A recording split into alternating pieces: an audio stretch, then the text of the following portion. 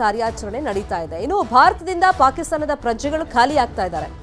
ಭಾರತವನ್ನ ಬಿಟ್ಟು ಹೋಗ್ತಾ ಇದ್ದಾರೆ ಪಾಕಿಸ್ತಾನದ ಪ್ರಜೆಗಳು. ಗುಜರಾತ್ನಿಂದ ಪಾಕ್ನತ್ತ ಪಾಕಿಸ್ತಾನದ ಪ್ರಜೆಗಳು ಹೋಗೋದಕ್ಕೆ ತಯಾರಿಗಳನ್ನು ಮಾಡಿಕೊಂಡು ಬಂದಿದ್ದಾರೆ. ಇನ್ನು ಅಹಮದಾಬಾದ್ನಿಂದ ಸ್ಟೇಷನ್ನಲ್ಲಿ ದಾಖಲಾತಿಗಳ ಪರಿಶೀಲನೆ ಆಗ್ತಾ ಇದೆ. ಪೊಲೀಸರು ಒಬ್ಬೊಬ್ಬರ ದಾಖಲಾತಿಗಳನ್ನು ಪರಿಶೀಲನೆ ಮಾಡಿ ಅವರ ಪಾಕಿಸ್ತಾನಕ್ಕೆ ಕಳಿಸುವಂತ ಕೆಲಸವನ್ನ ಮಾಡ್ತಾ ಇದ್ದಾರೆ. ಕೇಂದ್ರದ ಆದೇಶದ ಬೆನ್ನಲ್ಲೇ ಪೊಲೀಸರು ಫುಲ್ ಆಕ್ಟಿವ್ ಆಗಿದ್ದಾರೆ. ದಾಖಲಾತಿ ಪರಿಶೀಲನೆ ಮಾಡಬೇಕಲ್ಲ, ದೀರ್ಘಕಾಲದ ವೀಸಾ ಇದ್ದವ್ರು ಬಿಟ್ಟು ಉಳಿದವ್ರನ್ನ ಇಮಿಡಿಯೇಟ್ ಆಗಿ ಕಳಿಸಲೇಬೇಕು ಅಂತ ಆದೇಶ ಇರೋದ್ರಿಂದ ಆ ದಾಖಲಾತಿಗಳನ್ನು ಚೆಕ್ ಮಾಡಲಾಗ್ತಿದೆ. ಕ್ರೈಮ್ ಬ್ರಾಂಚ್ ಪೊಲೀಸರು ಎಲ್ಲರನ್ನು ಕರೆಸಿ ದಾಖಲೆಯನ್ನು ಚೆಕ್ ಮಾಡಿಸ್ತಾ ಇದ್ದಾರೆ.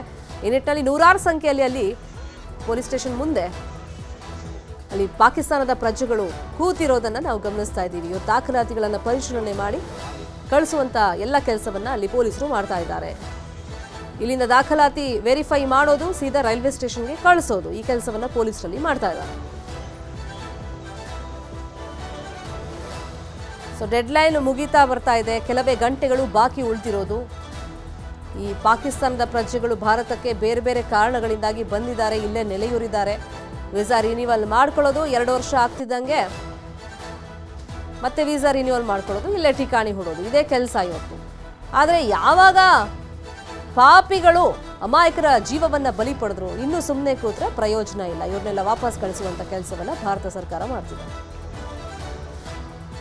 ಪಾಕಿಸ್ತಾನ ಪ್ರಜೆಗಳನ್ನ ವಾಪಸ್ ಕಳಿಸೋದಕ್ಕೆ ಕೇಂದ್ರ ಸೂಚನೆಯನ್ನ ಕೊಟ್ಟಿದೆ. ಗೃಹ ಸಚಿವ ಡಾಕ್ಟರ್ ಜಿ ಪರಮೇಶ್ವರ್ ಪ್ರತಿಕ್ರಿಯೆ ಕೊಟ್ಟಿದ್ದಾರೆ. ಈ ಬಗ್ಗೆ ನಿನ್ನೆ ಗೃಹ ಸಚಿವಾಲಯದಿಂದ ಅಡ್ವೈಸರಿ ಬಂದಿದೆ. ಎಲ್ಲ IPS ಹಿರಿಯ ಅಧಿಕಾರಿಗಳಿಗೆ ನಾನು ಈ ಬಗ್ಗೆ ಮಾಹಿತಿಯನ್ನು ಕೊಟ್ಟಿದ್ದೀನಿ.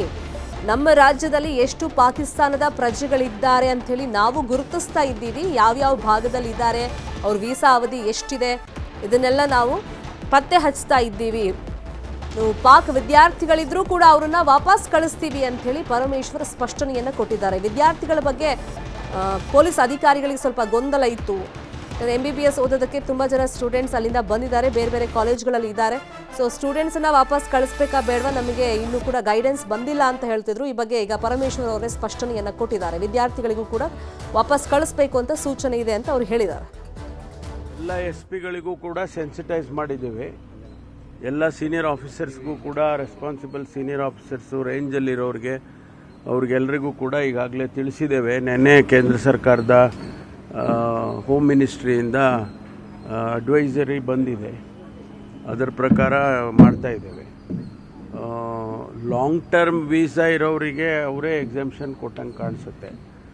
ಮತ್ತು ಯಾರಿಗೆ ಟೂರಿಸ್ಟ್ ವೀಸಾ ಅಥವಾ ಆ ರೀತಿ ಒಂದು ಕ್ಯಾಟಗರಿ ಆಫ್ ವೀಸಾಗಳಿರುತ್ತೆ ಅವರಿಗೆಲ್ಲ ವಾಪಸ್ ಕಳಿಸೋದಕ್ಕೆ ಏನು ಕ್ರಮ ತಗೋಬೇಕೋ ಅದನ್ನೆಲ್ಲ ತಗೊಳ್ತಾ ಇದ್ದೇವೆ.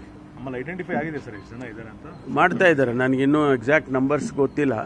ಪ್ರತಿ ಜಿಲ್ಲೆನಲ್ಲೂ ಕೂಡ ನಾವು SP ಗಳಿಗೆ ತಿಳಿಸಿದ್ದೇವೆ. ಆಮೇಲೆ ಇಲ್ಲಿ ನಮ್ಮ ಕೇಂದ್ರದಲ್ಲಿ ಕೂಡ ಮಾಡ್ತಾ ಇದ್ದಾರೆ.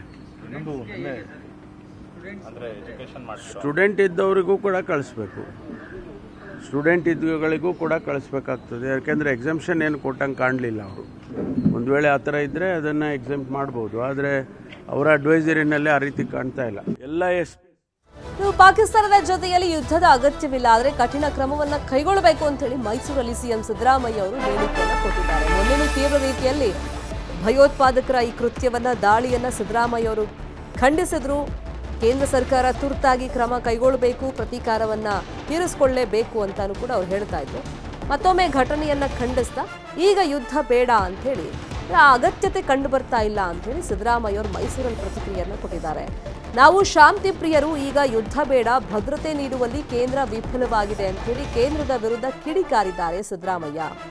ಇನ್ನು ರಾಜ್ಯದಲ್ಲಿನ ಪಾಕ್ ಪ್ರಜೆಗಳನ್ನ ಹೊರ ಹಾಕ್ತಾ ಇದ್ದೀವಿ, ಕೇಂದ್ರ ಸರ್ಕಾರಕ್ಕೆ ನಮ್ಮ ಸಹಕಾರ ಇದೆ ಅಂತ ಮೈಸೂರಲ್ಲಿ CM ಸಿದ್ದರಾಮಯ್ಯ ಅವರು ಹೇಳಿಕೆಯನ್ನು ಕೊಟ್ಟಿದ್ದಾರೆ. ಮಾಡಬೇಕಾದಂತ ಅಗತ್ಯ ಇಲ್ಲ, ಬಿಗಿ ಕ್ರಮಗಳು ತಗೋಬೇಕು ಅಷ್ಟೇ. ಭದ್ರತಾ ವ್ಯವಸ್ಥೆಯನ್ನ ಬಿಗಿ ಮಾಡ್ತಕ್ಕಂಥ ಕೆಲಸವನ್ನ ಮಾಡಬೇಕು.